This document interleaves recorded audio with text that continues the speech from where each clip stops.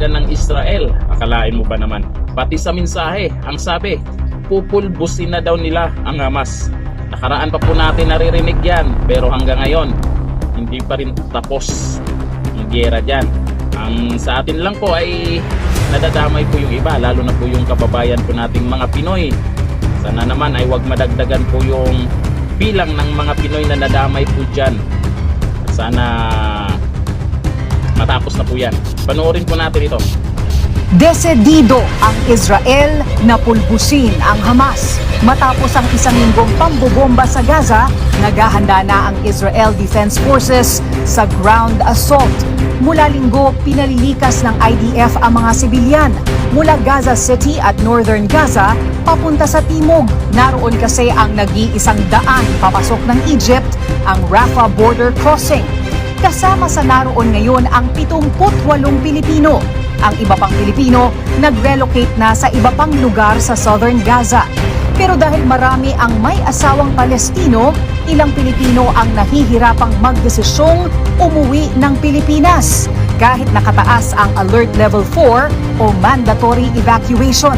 Hindi papayagan internally Hamas, yung mga Palestinian nationals na lumabas, nor is there a guarantee that Israel or Egypt, certainly Israel, will allow Palestinians to leave and enter Egypt. So, yan ang main issue. Our Filipina spouses will have to make a difficult decision. Nakipagpulong si U.S. Secretary of State Antony Blinken kay Egyptian President Abdel Fattah el-Sisi para ipakiusap na buksan ang Rafah border crossing. At bagamat suportado ni U.S. President Joe Biden ang pagtugis sa Hamas militants, nagbabala siya laban sa muling pag-okupa ng Israel sa Gaza. Para kay Biden, karapatan ng mga Palestinong magkaroon ng sariling estado. Mahigit 5 dekada nang ipinaglalaban ng mga Palestino ang kanilang kalayaan mula nang okupahin ng Israel ang Gaza Strip at West Bank sa isang giyera noong 1967. Umalis man noong 2005, may kontrol pa rin ang Israel sa dalawang teritoryo. Para sa ilang bansa, gaya ng China, ito ang dahilan ng gulo. Nanawagan sila ng ceasefire. 1,400 na Israeli at ilang dayuhan, kabilang ang 3 Pilipino, ang pinatay ng Hamas militant sa kanilang pag-atake noong October 7.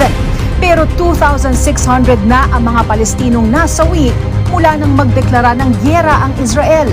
Binansagan ng terorista ng US ang Hamas militants at isinusulong din ito ng National Security Council ng Pilipinas. Last year, meron din silang operatiba na kumakausap sa mga local extremist groups para makapag-operate din sa ating bansa.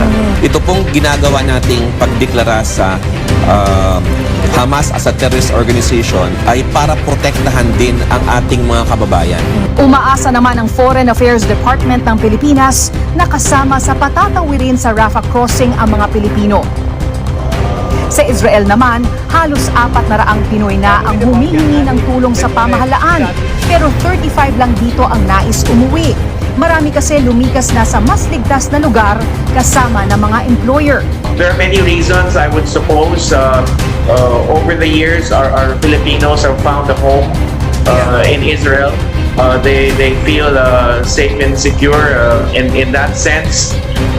The other matter, of course, is most of our Filipinos are caregivers. Gusto ko na po yung Israel, napakagandang bansa.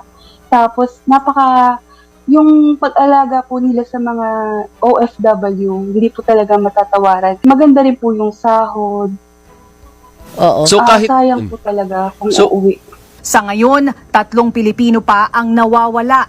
Ang pamilya naman ng 3 kumpirmadong nasawi makatatanggap ng cash at burial assistance. Ipinag-utos din ni Pangulong Ferdinand Marcos Jr. ang educational assistance para sa mga anak ng mga Pinoy na biktima, pati na ang livelihood, employment at psychological support.